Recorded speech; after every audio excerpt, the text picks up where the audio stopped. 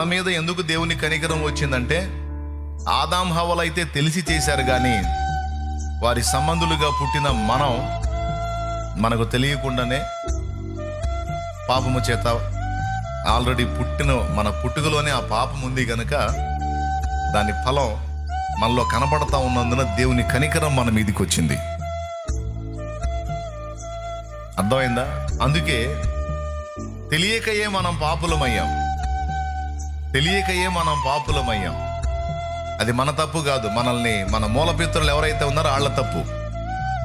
కాబట్టి తెలియకయే మనం పాపమునకు దాసులమయ్యాం గనుక, మన నిమిత్తం లేకుండా, మన ప్రమేయం లేకుండానే పాపం యొక్క ఏలుబడి కిందికి మనం వచ్చాం గనుక,